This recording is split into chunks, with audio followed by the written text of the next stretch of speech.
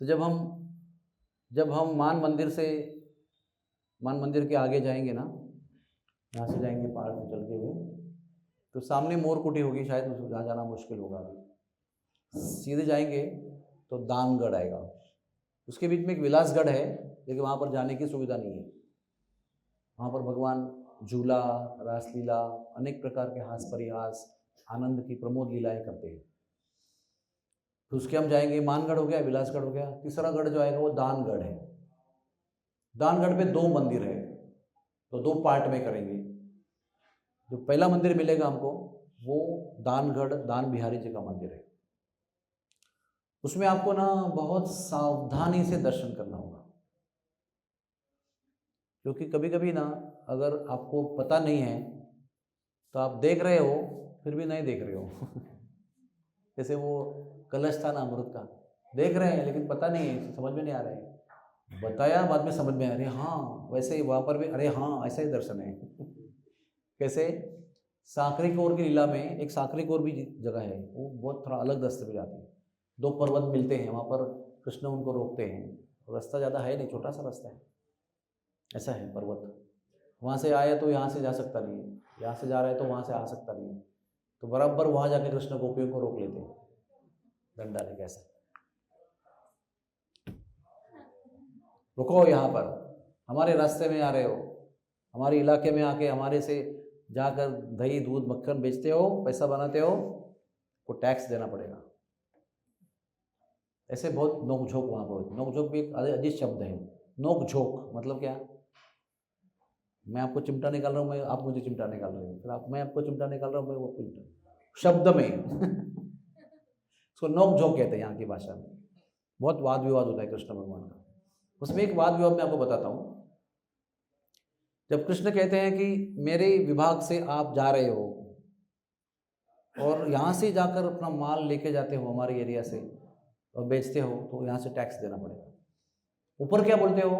आप खुद भी जा रहे हो, आपके सुकोमल हाथ, सुकोमल नेत्र, सुकोमल होठ, सुकोमल बाल और आपका दिव्य शरीर चमकता हुआ, ये भी लेकर जा रहे हो, तो हर एक हिस्से का भी टैक्स देना पड़ेगा। पूरा वर्णन है किताब में। उंगली के लिए इतना सोने की मोहरें, नाखून के लिए इतने सोने की मोहरें, चरण कमलों के लिए, नाक की नथनी को ले जा रहे हैं उसके लिए, कानों के लिए, चंपा कली जैसे नाक के लिए, कमल नयन जैसी आँखों के लिए, सुंदर घुंघराले बालों के लिए टैक्स बना देते हैं, बहुत बड़ा लंबा चौड़ा। और गोपियाँ परेशान हो जाती हैं, बहुत झिकझिक करती है, अभी नहीं है बाद में देंगे, तो कब देंगे उसका भी प्लानिंग देते हैं, इंस्टॉलमेंट्स बहुत लंबा वर्णन है उनका। कैसे भी गोपियाँ छुटकारा पाने का कोशिश कर रहे हैं, निकल जाने की कोशिश कर रहे हैं, कुछ ना कुछ बहाना बना के, कल देंगे, परसों आना, ये देंगे वो देंगे, उसके बदले में मक्खन चलेगा क्या, ये नहीं है वो नहीं है, पापा से क्या कहेंगे, सब बहुत सारा। इतने में क्या होता है, वो कहते हैं अरे हम लोग क्यों दे रहे टैक्स इनको, ये तो हमारा राज्य है बरसाना, हमारे राज्य में नंदगांव का पराया आदमी आकर टैक्स मांगता है, ये हमारे एरिया में आया अपने सखाओं को लेकर, उसको टैक्स देना चाहिए। तब ललिता जी भी एक बात कहती है, वो कहते पूरे ब्रज के राजा वृषभानु महाराज थे, है और रहेंगे, लेकिन तुम्हारे बाबा जो है नंद बाबा, उनसे उनकी मैत्री थी, दोस्ती है, अभी भी है, तो दोस्ती के खाते में उनको राजदंड थोड़ा शेयर किया उनके साथ, भाई तुम भी नंदगांव का राज्य ले लो और राजा बनो, हमारी मित्रता है। राजदंड होता ना वो रॉयल इंसिग्निया, उसको शेयर किया उन्होंने उनके साथ। तो ललिता देवी बात कह के बताती है उनको, अरे बड़े ऐंठ के बोल रहे हो तुम्हारा राज्य है, ये तो उदार का राज्य है तुम्हारे पिताजी ने, तुम उदार के राजकुमार हो। बोले उदार के हो या सही के हो तो सही पापा ने दे के मेरे पापा राजा बने, फिर मैं राजकुमार बना, लेकिन आज तो हूं ना मैं। तो वो कह रहे थे तुम्हारा राज्य नहीं हमारा राज्य, ऐसा करके झिकझिक होती है, उतने में कृष्ण मटका फोड़ देते। फिर जब मटका फूटता है ना तो लोग सहम जाते हैं।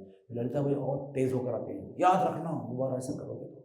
ललिता जी बहुत वामपंथी है, नहीं तेज तर्रार है वो, और राधा रानी भोली भाली है, तो राधा रानी के जब आतंक होता है तो तुरंत उसके सामने आ जाते हैं, शील्ड की तरह, ढाल की तरह से उंगली नचाती है, याद रखना, संभाल के रहना, अभी दोबारा करोगे तो याद रखना। उतने में वो गिरा हुआ मटका जो है उसका मक्खन सब चाट लेते हैं, हथेली से सब कुछ होता है। फिर ये एक लीला है, कई बार लीलाएं होती रहती है। एक लीला में एक गोपियाँ ऊपर हावी हो जाती है और सब ये ग्वाल वाल परास्त हो जाते हैं, तो अरेस्ट कर लेते हैं, उनको चोटियाँ बांध देते हैं पेड़ को। सब कृष्ण बलराम भी पुकारते हैं बचाओ बचाओ, सब ग्वाल वाल कृष्ण बलराम पुकारो पुकारते हैं, और कृष्ण बलराम इन रिस्पॉन्स में आके उनको बचाना चाहिए तो उनको कृष्ण बलराम की आवाज़ सुनाई पड़ती है बचाओ बचाओ। दुनिया भर में जब संकट आता है तो कृष्ण बलराम को पुकारते हैं, कृष्ण बलराम आके उनको हरण कर लेते हैं। इसको तृणावर्त को मार दिया, धेनुकासुर को मार दिया, अरिष्टासुर को मार दिया, केशव को मार दिया, सब जगह पुकारने पर आते हैं त्राही त्राही कृष्ण कृष्ण महाबाहो। यहाँ पर भी वैसे ही पुकारते हैं, लेकिन यहाँ पर उनकी पुकार सुनाई पड़ती है, वो भी असहाय हो जाते हैं। फिर वो वादा करते हैं देखो कल तुम एक ही शर्त पे तुम्हारी चोटियाँ छुड़वाएंगे, तुम्हारा बंधन छुड़वाएंगे, फ्री करेंगे। कल तुमको हमारा भेष पहन के, राधा रानी का भेष पहन के आना है और तुम सब लोग गोपी बनकर आना है। अपने घर से बेस्ट ऑफ बेस्ट जो दही दूध मक्खन है वो सब सर पे लेके आना है, और राधा रानी श्याम सुंदर बनेगी और हम सब लोग गोप बनेंगे और डंडा लेके आएंगे, इसी रास्ते से आना तुम। हाँ ठीक है। फिर चोटी छोड़ के फिर, और अगले दिन कृष्ण राधा रानी बनकर आते हैं, सर पे सुंदर मटका लेके श्यामा सखी बनकर सुंदर श्रृंगार करके आते हैं। राधा रानी झिकझिक करती है, ललिता झिकझिक करती है, और राधा रानी अपने डंडे से उनका मटका फोड़ देती है। ऐसे अनंत लीलाएं हैं। कहते हैं साकरी कोर के गली में कृष्ण हमेशा पड़े रहते हैं, waiting to receive mercy constantly. उसको रास्ते को सजाते हैं, साकरी कोर को फूलों से बिछाते हैं, कभी फूलों के नीचे खुद सो जाते हैं ताकि राधा रानी उन पर चले, उनकी कृपा प्राप्त हो चरण कमलों की। ऐसे अद्भुत लीलाएं होती है। तो यहीं से गहवर वन का रास्ता जाता है। तो कृष्ण भगवान कहते हैं सांकरी कोर से लेकर गहवर वन के पूरे वन को अपने हाथ से सजाते हैं, और तब अंधेरा होता है, सांझ का समय होता है, दिखना कब कम हो जाता है, तो खुद फूलों के नीचे जाके सो जाते हैं। फिर राधा रानी वहाँ सज धज के आती है और लगता है पैर में कुछ लग गया तो श्याम सुंदर जी उठते गले लगा देते हैं उनको, अरे आप मेरे चरणों के नीचे। मैंने इसलिए जी आपके चरणों की इच्छा, चरणों की कृपा चाहिए थी मुझे, इसलिए मैंने ये सब किया। फिर दोनों हाथ पकड़ के गहवर वन में प्रवेश करते हैं। तो दान बिहारी मंदिर में दर्शन क्या है, जो कृष्ण आपको दिखाई पड़ते हैं उनको कंगन मंगलसूत्र पहनाया हुआ है, बिंदी लगाई हुई है। एक्चुअली वो राधा रानी है जो कृष्ण बनकर आई है, और जो राधा रानी है वो कृष्ण है। तो आपको देखना है बराबर से, कंगन भी देखना है, मंगलसूत्र भी देखना है, कुमकुम भी देखना है। और वो जो दानगढ़ है वो कृष्ण के रास लीला का और झूलन लीला का बहुत प्रिय स्थान है, इसलिए वहाँ बड़ा झूला बना हुआ है और बड़ा रास मंडल उसके नीचे, और भगवान वहाँ पर रास रचाते हैं। और रास में जब ललिता जी को प्यास लगती है तो श्री कृष्ण ने वहाँ पर पत्थर में अपने मुरली से मीठे पानी का कुआं बनाया है, इसका नाम ललिता कूप है। ये भी चमत्कार है, कभी पत्थर में कुआं नहीं बनता है, जमीन में कुआं बनता है। बोरिंग कहाँ करते हैं, जमीन में करते हैं। कोई मूर्ख व्यक्ति है क्या जो पहाड़ में जाके बोरिंग करेगा, पानी ढूंढेगा, लेकिन भगवान ने यहाँ पर कई जगह पर पत्थर में पानी बना दिया है। उधर वृंदावन में सनातन गोस्वामी के पहाड़ में भी कुआं बनाया है उन्होंने, मीठे पानी का निरंतर जल रहता है उसके अंदर। तो वहीं पर दानगढ़ क्यों बनाया उसको, क्योंकि वहाँ पर भगवान दान मांगते हैं राधा रानी से, प्रेम का दान मांगते हैं। सब लज्जा छोड़कर, संकोच छोड़कर वहाँ पर लाज दान मांगते हैं राधा रानी से। वहीं पर एक ब्राह्मण आया था, उसको 3 कन्या थी। अभी फास्ट फॉरवर्ड करता हूँ जरा। 3 कन्याएं थी उसकी, सब लोग सुन रहे हैं ना, बोलो राधे राधे। 3 कन्याएं थी, ब्राह्मण आया, बोला कुछ दान दे दो, 3 लड़की का विवाह करना है, ब्राह्मण हूँ, गरीब ब्राह्मण हूँ।